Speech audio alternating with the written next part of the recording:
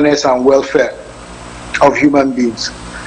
And if we have been delivering them in a certain way before, what do the present circumstances require for us to be able to take advantage of the opportunities it presents? I heard about Zoom for the first time, and you will excuse me, I'm not a very techy person. I heard about Zoom for the first time about mid last year. But I can imagine that the stock price of Zoom has gone up. Yeah. Has gone up this time. Who are our own millennials, our own techie people that can begin to think of solutions about, instead of something that serves the global community? I live in a residential area, for example.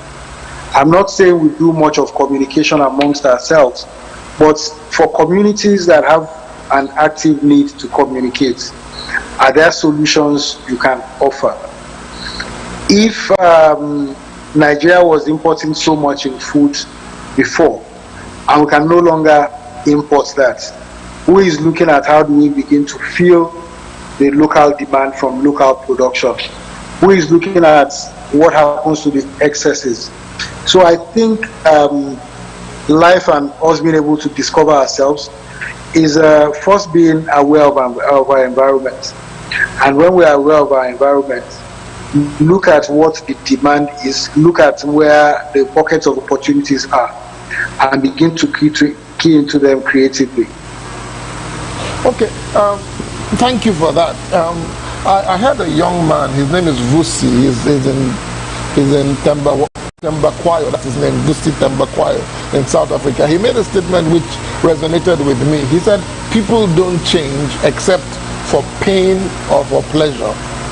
Has that been your experience? Because there are many things we've been trying to implement in this country, both government and even the banking sector, even the Greek sector. Look inwards, look at the 200 million potential customers we have, and we've ignored it so far. Do you think we're going to change? Do you think we're going to take advantage of this? Or do you think, what's your, I know you're optimistic, I mean, you're optimistic, so do you think how do you think we're going to navigate this, or what is the best way to navigate this? Okay, like I said in the first service, I was brought up by a Yoruba teacher. So first I think in Yoruba before I voice it out. The Yorubas have a saying, it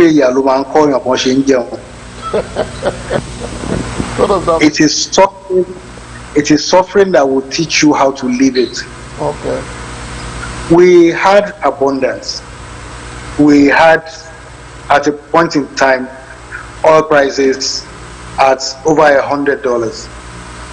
We accreted some reserves. We have frittered it as a nation. Then things started getting progressively worse from 2008, 2009, during the global crisis at the time. But because we still had enough money to be able to do the things that we had been accustomed to, we felt it wasn't so bad. So we could still cut ₦1 trillion budgets, and we could still run government the way we ran it. Now we are being faced with a situation where we are benchmarking 2020 budgets against an oil price benchmark of $25 per barrel. So we had to sit back and say, look, maybe we need to skim the fat a bit, and we cut some things from the expenditure side of the budget in 2020, and that budget shrank. It means that suffering is beginning to teach us how we are going to live with it. We don't have as much resources. We are a country rich in natural resources across a broad spectrum. But what we have done is to focus on the easiest one. We bring some folks in, we allocate a piece of land to them, they pay us royalty for doing that.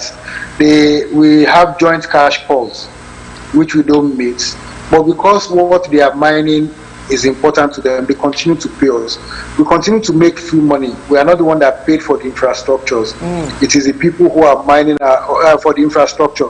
It is the people who are mining our oil that paid for the infrastructure. Wow. So we've been on a gravy trade all the while. But now, even if those guys can afford to take the oil out of the ground, they can't even find the storage to put it in. I am not I'm not an oil and gas person, so I don't follow international organizations so closely. But at some point in time in this crisis, we were told that the oil had achieved a negative rate of return. It means that what it takes for you to mine the oil, to transport the oil and to store it, by the time you add it up, it is much more than what it will take you to be able to sell the oil. So now we need to look elsewhere. It's either we do that, or as a people we die a slow and agonizing death. We've begun to die that death a while ago, but because we still had money that we were sharing and we're being able to use to fund certain things, we are not paying attention to it. All of the uprisings in the Niger Delta and in the northeast of Nigeria is due to poverty and lack of jobs. Our youth are not gainfully employed. So they have time when people fool them that this is the direction to go, for them to be able to follow those paths, because those people put some money in their pockets without them having to work for it. Those people engage them even if it's in mischief. Now we have a choice. We don't have the money to be able to fund those things that gave us the false impression that we're a rich nation. We don't have the money to feed ourselves, but we have a young, vibrant population. We have fertile soil across every nook and cranny. We have a weather that grows something at every point in time this country. It is either we continue to fool ourselves, or like you said, the South African gentleman said, we take a hard look at ourselves and say, what do we need to change? And in making that change, where do our opportunities, our strengths, where do they lie? But certainly, Nigeria as a nation has to change. The cheese has moved. It is no longer business as usual. Not for Nigeria, not for the entire universe. Thank you.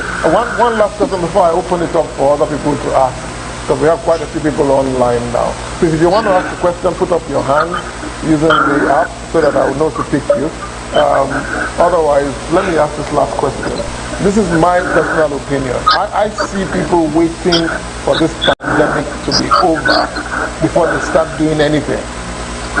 Instead of discovering potential, taking advantage of the current opportunity, like you said, people are still going to eat, people are still going to drink, people are still going to live in houses. This idea that, oh, let's pray, let's sit down, in another month or so there'll be a miracle, the whole thing will clear out, and then we'll just go back to who we were before. What would you say to them about waiting at this particular time? Just waiting, because that's what we're doing, just waiting, marking time. Pastor, yes, sir. And I hope this doesn't sound callous, but please let whoever wants to wait. You see, when you have a bucket that is filled with water, and you continue to take that water out with a cup, at some point in time that bucket will be empty. I don't see any reasonable person that has responsibilities and bills to pay in having capacity. There are a number of people who can do it, having capacity, the staying capacity to wait for another 6 months in all of this. So like I said earlier, I'm not praying that anybody should suffer, but the reality is, no matter how much you have saved away in the bank, if you continue chipping away at it on a monthly basis without replenishing it, then what's it called? At some point in time, it will finish. And my other thought is, if this is what you have been doing in a particular way to make that money that you have been putting in the bank, and the present circumstance says that you should change that attitude. I have not attended a physical meeting in the last 2.5 months. So we have all learned that it is not by force. My family is in the sitting room; they are attending online church. We have all learned that it is by force. It is not by force that we must meet physically. So we have made a change.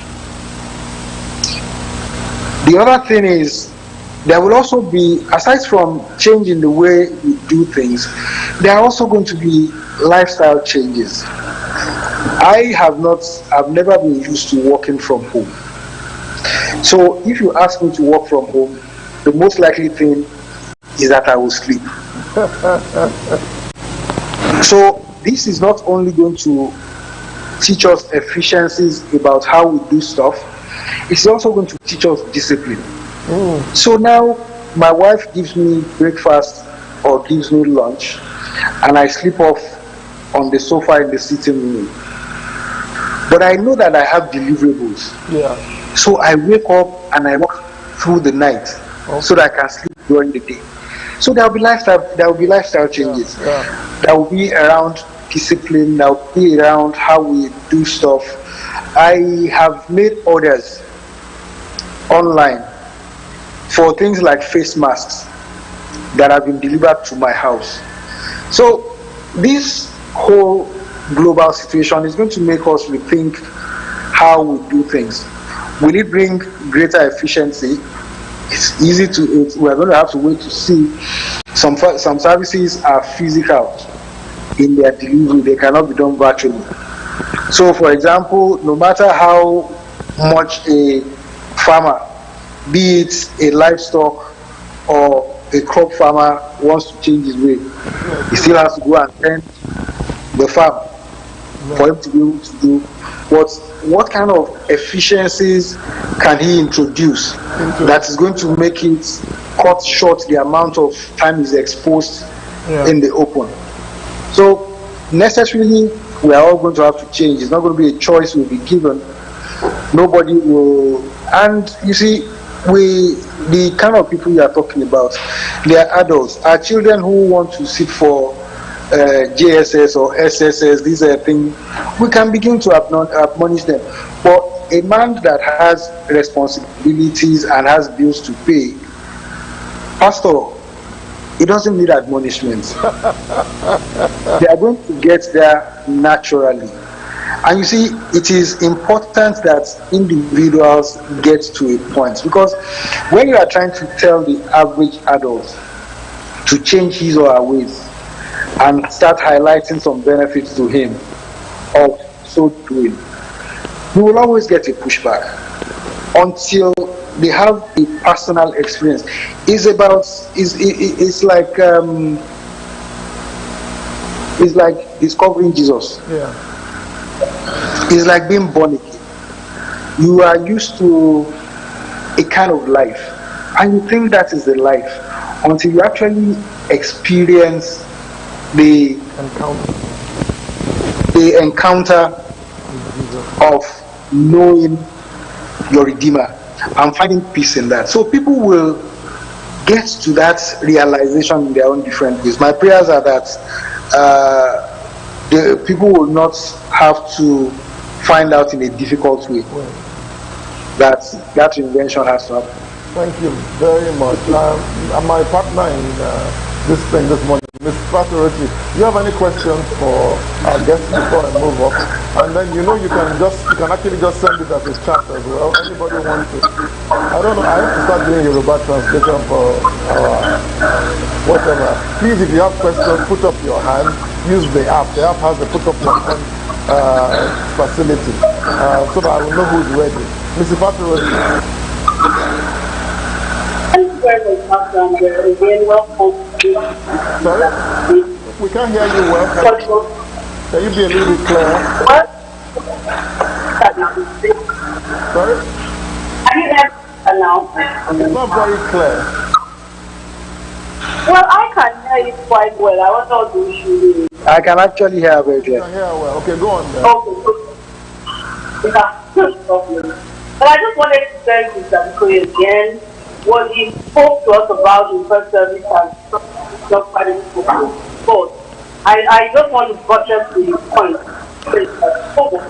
Where the fact of everybody will learn from the ongoing circumstances that you've got to change because adjust your business model, the opportunities for it to not just change but change for the good. But nobody's going to be open to do that. So everybody has to reflect and decide how to take their life. Oh, thank you. That was, you just made a comment. I couldn't hear most of what you said, but did you hear, sir? I did, and I agree with that. Okay, great. Anybody else want to ask a question? Anybody else? All right, I'm going to continue. One of the things you did, you told us in the first service, but I want to follow up on it, was when you got into the Greek sector, you began to explain to us, I remember the last visit you had with us, the value chain of the Greek sector. I'm trying to mute anybody who's, please, can you mute, everybody, can you mute your phones if I'm not talking to you?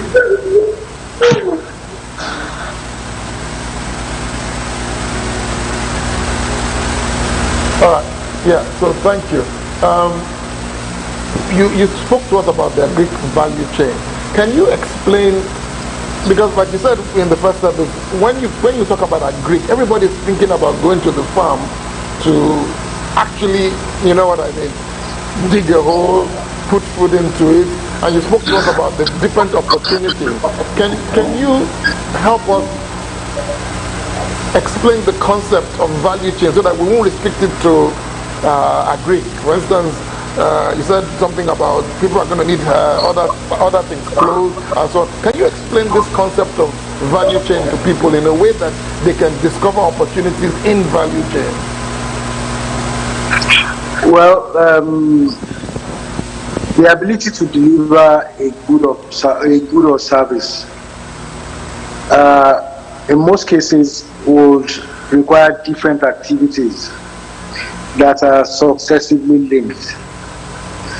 Now, those activities will typically, the output of one will typically form the input of another.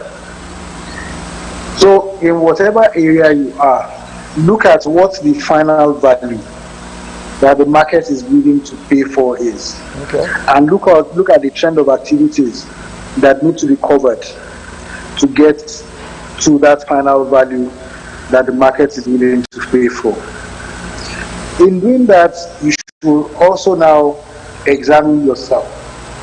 Where are your strengths and where are you better positioned to add to that chain of events that lead to the final value? And that is where you should try to develop your capacities and your capabilities to be able to benefit from whatever opportunities emerging. So it is called risk sharing. Sorry? It is called risk sharing. Risk sharing, okay. Yes, because the strength that one person has, the next person does not have it.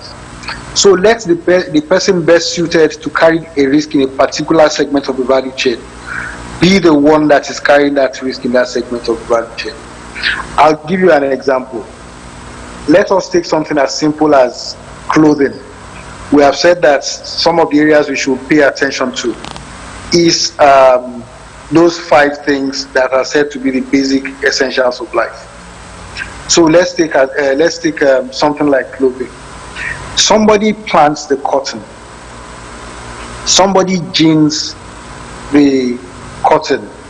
Somebody spins the yarn. Somebody weaves the fabric. Somebody transports the fabric to the market. somebody sells the fabric. Somebody takes that fabric and converts it into clothing. So when you look at yourself in that context, assuming you find yourself in the garment industry, where are you best positioned to be able to offer value in that segment and that value chain? Now, the other way to look at it is the way you have been offering that value, the way you have been delivering that value over the years. When we didn't have an extraordinary circumstance like we have now, is that the most efficient value? Is that the most efficient way you can continue to deliver that value to the market?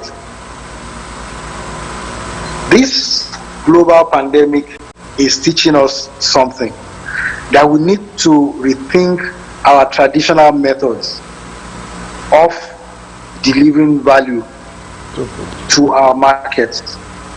So what's new things do you think you can do? How can you tweak with the system so that you are not only delivering value, you are also you are not only delivering value, you are also adding some finesse, some panache to how you deliver that value, so that it has some more appeal. But you know what that is? You know what all of that implies? It implies that you already have a thorough knowledge of the space that you are in. That is the only way you are going to be able to flex the situations that present themselves to you, to be able to make those changes that actually speak to value. So one of the things, instead of people waiting for this thing to blow over, because like I said, it won't blow over, and I think it is somewhere in the Bible. I can't quote the Bible as copiously as pastor, but I think it is somewhere in the Bible that he who does not eat, does not work, does not eat, yeah. should not eat. Yeah. So if you find that you have been deficient in knowledge in the space that you have chosen, one of the opportunities that this offers us, instead of watching African Magic from morning to night till night, one of the opportunities also offers us is to use it to upgrade or update your knowledge of your space. And there's a lot of things in the internet. You can ask questions if you get to something that you do not really understand. But long and short of it, we must look at how do we do things differently. We must seek knowledge. We must identify what is value to the market, and we must strive to deliver that value in new ways. Okay, can I ask you a funny question though? Let's say I'm running a restaurant. Just an example. I'm running a restaurant, well, a restaurant may not be a good example, but let me just use that. I'm running a restaurant. I don't know if people are going to come back to, you know what I mean, feel comfortable sitting in my restaurant. A restaurant is not a good example, but I'm not comfortable. It's actually a good example. Okay, I'm not comfortable that people are going to come back to my restaurant or do bulk orders like they used to do, where I used to do catering and all that. And in a way, am I waiting for the market to make demand at me, or do I create a new market for the market before the market realizes that it needs my service? What would you advise? Okay, I'll look at it from two sides. Yeah. As a restaurant, you face two possible markets. The market for done food, Yeah. and the market for raw food. Yeah. So if folks cannot come into your restaurant to eat anymore, a new way of thinking would be, instead of continuing to deplete the stock of money I have in the bank, can I buy one or two motorcycles? Yeah. And go on to, folks cannot go out to eat now, but if you have been a good cook and you run a good restaurant, people will still remember the Dodo special in Davies Hotel, Yeah. even though it's been there since before the present management of the place. Some of them were even born. But people still remember the special. So what stops you, for example, from sending out, what's it called, bulk SMS, to say we can deliver Dodo special within this period of time if you place your order? And because we are being sensitive to the current pandemic situation, we're even willing to give you a 5% discount on what's it called, and buy motorcycles. We've renamed the motorcycle to Okada in Nigeria. Motorcycles, creating jobs for 2 boys, buy 1 or 2 of them, and have those things delivered. Folks that remember your good cooking, getting an opportunity to still have a taste of it in this time, will most likely go out of their way to make an order. The other side is, like I said, you face 2 sides to your market. You face the side to raw commodities, which you already do by buying food to feed your restaurant. But who say that you must cook the food?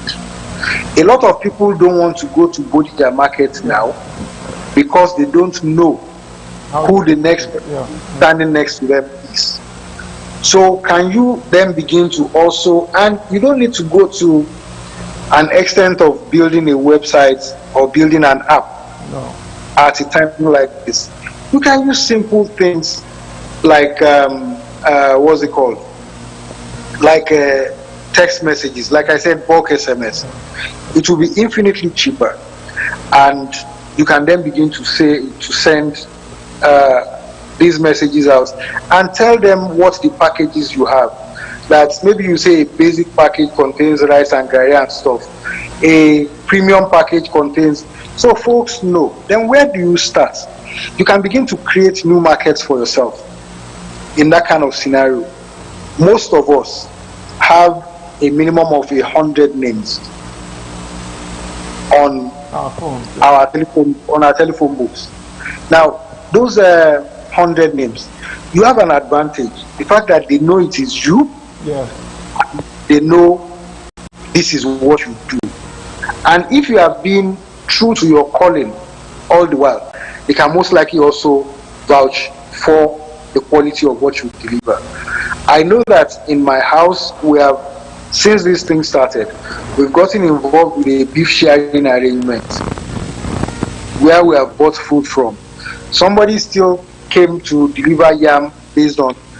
So it's beginning to rethink. So you have not departed from the business of food and providing food to people. It is just reinventing the market, how you approach it, what value you deliver. So you can take any scenario and look at it that way.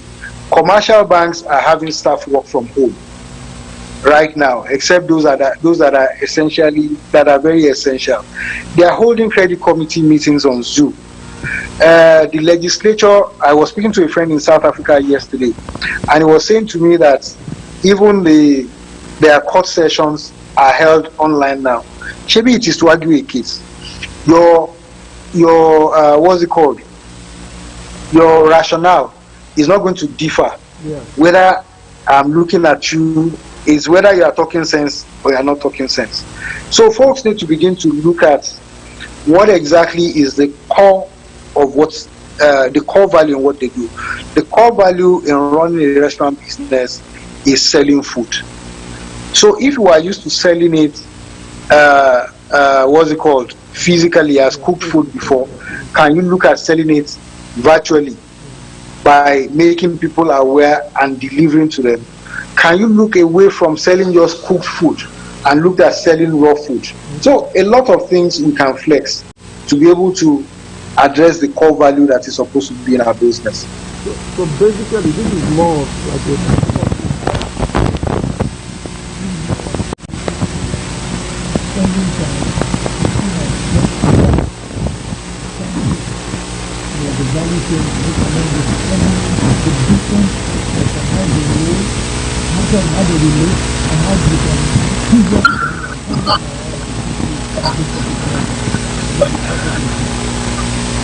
Yes, necessarily that's what I'm saying. But when you are looking at it, you should also be looking at yourself. You need to look inward and be brutally honest with yourself. There is a difference between romance and reality. When you look at a value chain, some areas may look more attractive because it looks like the G thing to do, but are you equipped for that thing? But on the other hand, sorry, they brought the tea now. On the other hand, that person who is doing that thing that is attractive to you in terms of value in that chain, what does he need to be able to get his own job done that is willing to pay for if you are able to deliver value? And what does it take you in terms of your physical capacities and the cost of delivering that? Because he knows that if he doesn't have that, then he's not able to get his job done. So he's willing to pay a price for it, which is why folks that manufacture and that produce poultry, they'll pay you to produce meat.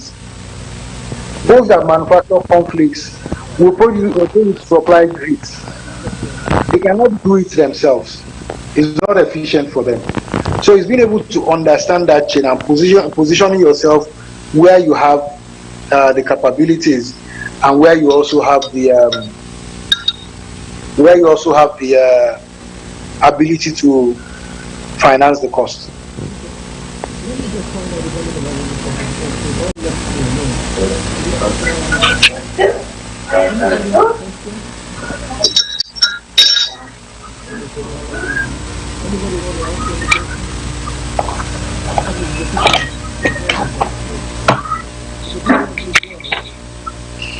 Okay, thank you, sir. Yes, ma'am. Let me see if I can show my face. Okay. Okay, sir. I was just wondering, in terms of poultry, you find out that, can you hear me? I can hear you. Okay, you find out that the people who are breeding the broilers, for example, spend so much, a lot goes into it, and then the off-takers want to take it for something really low, and then they end up making the more money from the processing. Is there anybody regulating that to make sure it's a win-win for the people who are raising the broilers? Because in a way, I've had to kind of pack up that side of it because it wasn't profitable. And I can't do processing because what goes into processing is a lot, So is there a way to balance what the farmer gets and what the next stage? You know what I'm talking about. So how can we help? Yes. Now, let me say that it's the capitalist society. Nobody regulates. It is not communist. It is not socialist. Nobody regulates an open market. It is about making the most from what you put in. It is about competition. But you see, I did this, but you said that processing is expensive. In the last session that you were a part of, we also mentioned the concept of coming together, and we use cooperatives as an example. Okay. Now, in the Oyo area, I was able to identify about 100 farmers that can produce 5,000 birds. Stack those numbers up. That's 500,000 birds. Yeah. If you come together, assuming those folks come together and can make what's it called, and can sequence their production so that a certain number comes to the market at a particular point in time. They have demonstrated that they can generate the feedstock to service a certain capacity of processing. Now, you don't need to go to Mariel stock in the Netherlands to buy processing equipment. Okay. I have met local people that can fabricate it. Oh, now, really? Yeah, if you come together as a group, the strength of that cooperative and the amount of feedstock you can generate makes you an attractive proposition for a funder. There is a fund in the CBN. Don't quote me about accessing it. There is a fund in the CBN that's called the MSM EDF. It's this medium, small, is this micro, small, and medium enterprise development fund. Now, that fund is supposed to provide finance to cooperatives of a maximum of 50 people. Now, if we put ourselves together in these groups, it's easier to integrate forward into processing, because we are not going to buy the gargantuans that are very expensive to do. Now, if we sequence it so that this person knows that at least every 6 weeks I can sell 20,000 birds through my what's it called, then we have dealt with production because we have a sufficient economy of scale at that level. We have also dealt with how will I amortize the cost of a processing plant, which we have said we will make sure it's not going to be an expensive thing or a gargantuan. Yeah. We are going to be dealing with capacity. The next thing we need to do is market. In past life, I approached a fabricator in what's it called? In the gentleman is somewhere in the Ojo area to build a kiosk for me. Okay. And we launched that kiosk. And when you launch that kiosk, I don't know how much how much air conditioning of 1 horsepower could be now. But if we go to the present governor of Oyo State, who is very interested in putting a lot of power behind agriculture, and we say give us permits to drop kiosks in neighborhoods in Oyo State, and that collective of people, I don't know whether you are going to call it a cooperative or an association, comes up with his own brand.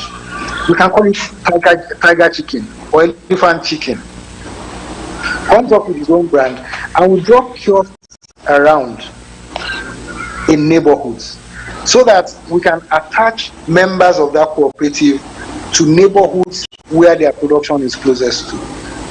Because it is not just Mrs. Okutinyang acting on her own, because you have the benefits of the synergy of others. Yeah. Because you are not looking at just one segment, you have done primary production, you have integrated into processing at your own scale, and you have also filled the market. What have you done? You have integrated that chain. It becomes a much more realistic proposition. And frankly, what I think you need to do is what most of you already have. You have the production base. So it is overlaying that production base with different levels of efficiencies that need to be done next. So I think what you should do is to find out more people who face the same circumstances as you have had to face, and sit them down and come up with a model. And I'm sure there are a lot of brilliant people in there. And I'm sure if need be, Atofarati and no one can deal with this.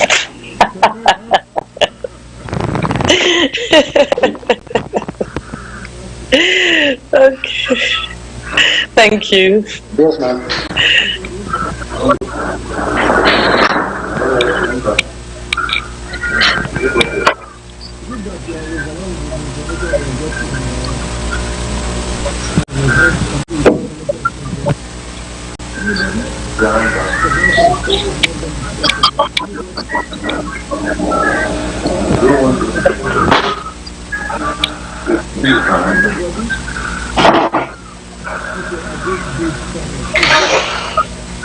Okay.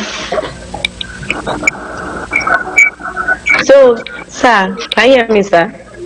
Yes, ma'am.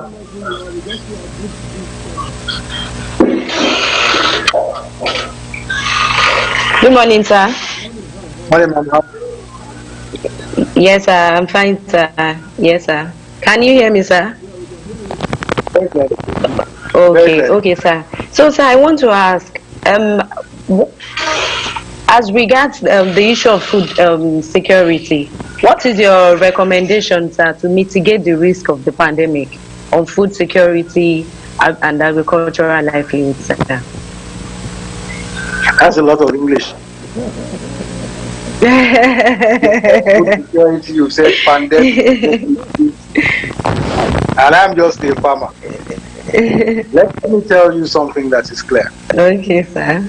We will not be able to import as much food as we used to. Okay, sir. Because we don't have the money.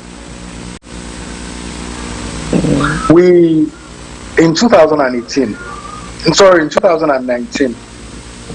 there was no production Okay, sir.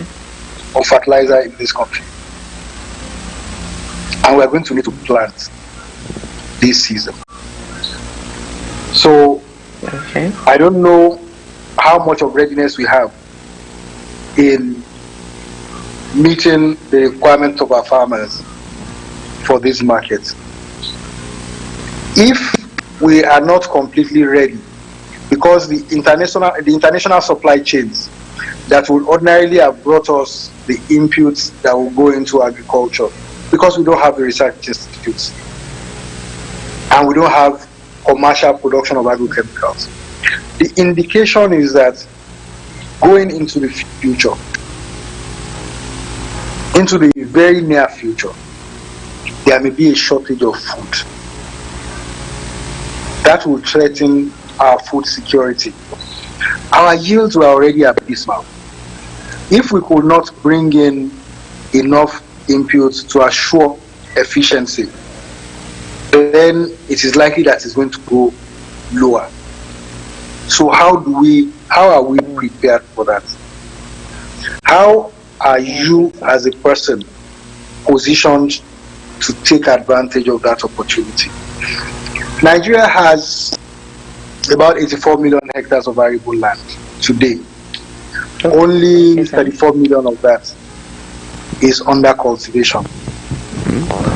We have a low tractor per capita at 6.6 tractors for every 100 square meters. But in all of that, it is not that we are not producing food. We are just not producing it as efficiently as we should be. The added challenge to that is that we may not also produce it in the quantity that we should produce, but we are producing. Okay. And that food that we are producing goes back to a question, back to what he asked in the first service. Of that minimal that we are producing, a lot is still being wasted in terms of post-harvest losses. While I hate to give recommendations because I feel that the decision of what to do in business should be informed by an individual based on their knowledge of themselves and their circumstances.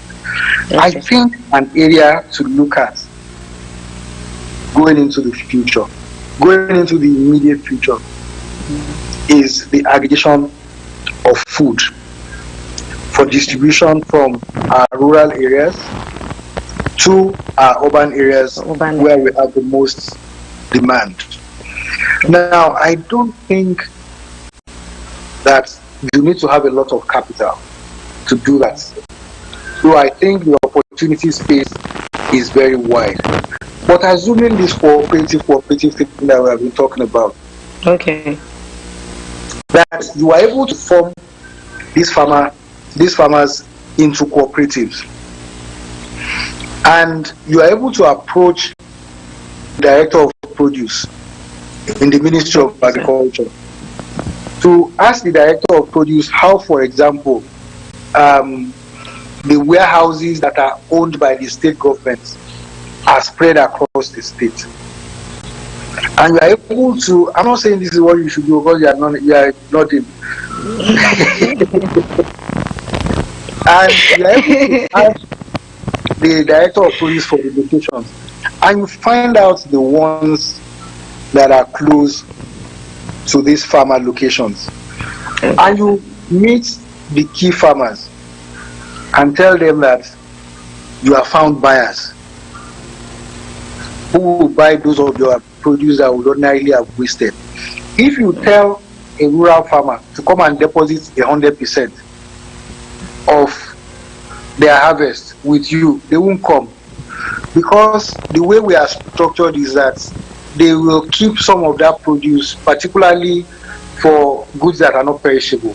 They will keep some of that produce to sell a bag on the day their wife needs maternity care, to sell a bag on the day their daughter wants to get married. So you tell them that they should even try you. I mean, that they should put maybe 10 or 20% and see what kind of returns you can attract for them for a fee. Okay.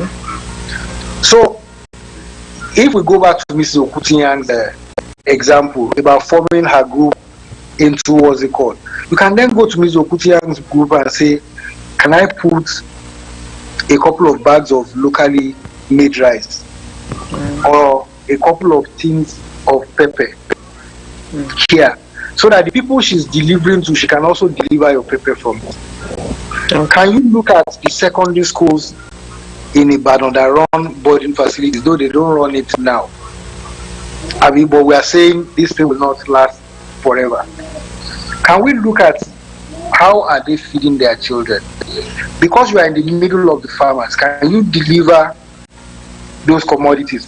So I'm just citing an example. I'm saying every situation will present itself in different ways. It's just to think through the value that is in that chain and be able to deliver that value at the least cost point that still allows you to make profit. You must not keep your eyes off the money. You are not a missionary. Pastor, sorry. You must not keep your eye off the money. What is going to translate to you as a person must be clear, and it must be agreed. So you are not cheating anybody. Okay, sir. Do you understand what I'm saying? Yes, sir. Yes, sir. We are going to need to rethink a lot of things when it comes to food security. Even as poorly as we are producing right now, we are still losing money. Yes. So anybody like you and me that can position in that area and come, you are not going as a middleman, you are helping them to sell. So you are demonstrating to them that the better value is coming to them. Aside from the fact that they don't suffer losses, they are also getting a good price for whatever they put in that place. Okay, sir. Then you will also be assisting the state government in putting to use those warehouses that are presently more. The only thing I think they will be dilapidated. That's another conversation. It's something we can all think about. All right. Thank you very much, sir. Yes, ma'am.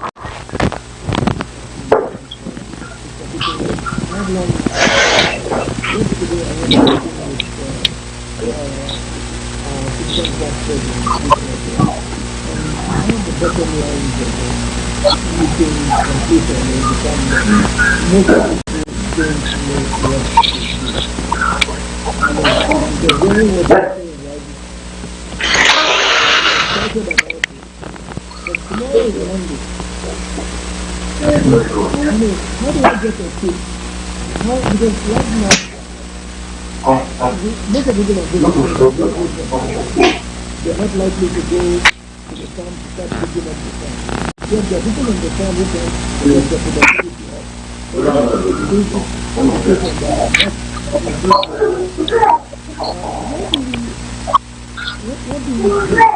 How do we get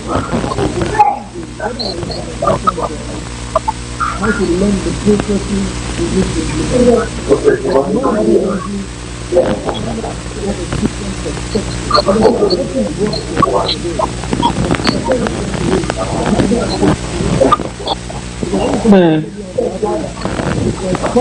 will give them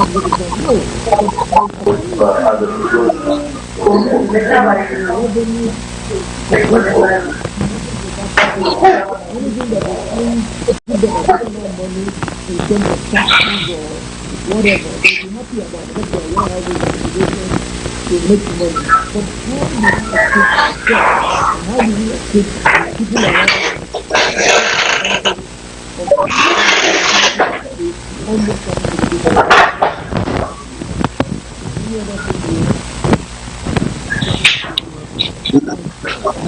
Let me say that, and Pastor, I think I've been, though it's very good company, but I've been around you for too long, and I'm beginning to sound like you, like a pastor. I think first and foremost, there must be a seed to be watered. Yeah. I refrain as much as possible. Thank you. From offering solutions to people. But I want you to bring your idea to the table and let us reason it together. Okay. So that one of the things I don't know whether I'm very old. I look at my face in this thing now and I see some wrinkles that were not there last year.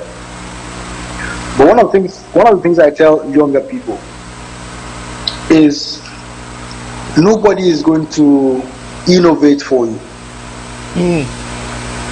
To start with, you must be able to come up with the idea of what you think you have an interest in. Then we can sit down together and put it in perspective. And we can begin to build models around it that differentiates you from the way the market does it and the way the world sees it, and delivers value more efficiently. In that area, because I'm a very good friend of the family, I'm happy to support members of the Bridge Network and anybody else that is listening to this and wants to be a part of what the beautiful work I think Bridge Network is doing, to organize clinics, to be able to say, if you looked at it in this different way, don't you think you might get problems? To be able to identify whatever institutional support you may require, to be able to birth those ideas and nurture them, and begin to provide that support. I don't have money, but like Pastor said, I've been in this game for a bit, and we can begin to look at those new ways of doing things. A lot of comments have been made on social media about why are we appointing old people to do stuff, and if you bring millennials to work with them, will they be able to find a handshake and all that? But you see, one of the reasons that we appoint older people is because of experience. Yes. But there's also a Yoruba saying, Ipe aja woyi, onlo mo ode woyi ja. It means it is the dog that is young enough for today that is also able to navigate the environment of today much more easily. There's also another Yoruba saying that Asho Ogba Nonda Fuba. It means it is the kind of clothes that people are wearing today that you are going to sew to be able to fit into today. The young lady that asked the last question, the agribusiness channel, and I like that concept. She is most likely going to be able to understand the dynamics of the market than somebody like me who can claim a number of years of experience. So if we begin to marry age and dynamism, we are going to be able to evolve something that is suited to the now. Yes. So, like I said before, they may have romantic ideas. Yes. I may have what I think are realistic ideas. Yes. But you know, one of the things that succeed the most? Both. Not having a sense of risk. Yes. Because then you are able to break barriers because you are not even aware that they come. Yes. So let them run in front. Yes. Let us hold the leash very loosely. Okay. And be able to guide them. So it's, like I said, there must be a seed that will be planted. If they have planted that seed, let us come together and water it to say, why don't you look at it from this perspective? Then let's leave it in their hands to nurture. They will make mistakes. They will lose some money. But if we are always able to stand by them as a buffer, not a buffer of money, but a buffer of encouragement, a buffer of support. You can always start again because it has happened to me before and I did not die. Then we have a very bright future in front of us. Thank you very, very much. Any concluding thoughts you want to share with us before you go from your personal experience? Because I don't see a straight line between where you started and where you are now. There were things that tilted you in this direction or activated that love, unique perspective you have on agriculture. What was that journey like, and how would you encourage us not to be bothered if we're not seeing what we originally saw when we started? How we can keep our eyes on the ball? Like I said, my foray into agriculture and the finance of agriculture was an informed decision. It was an informed, how do I put it? It was an informed happenstance. Okay. Basically, because at that time when I got into this, I didn't have a broad sense of what the scope might be. But it was an opportunity that presented itself.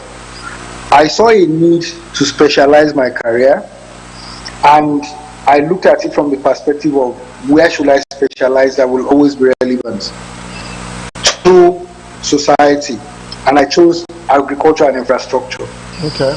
And I've done more in the area of agriculture over the years by seeking knowledge, by applying it, by not being afraid to make mistakes. In a lot of time, costly mistakes too. So one of the things I would say to people is that impossibility is at the limit of your imagination. Be able to think it. If it can be thought about, then it can also be done. Don't be afraid to make mistakes. The greatest mistakes the greatest successes are actually born out of being able to think through a mistake situation. Yes. Lastly, I also think that whatever you choose to do, you must continually seek knowledge and improve yourself in that area. Who you are yesterday must not be who you are today in terms of improvement. And it must not be who you will be tomorrow, even if it is a 24-hour period. We are not talking about a continuum, a 24-hour period. You must always be able to end your day knowing that you have improved by so much today. Above all, you must commit everything to the hand of God.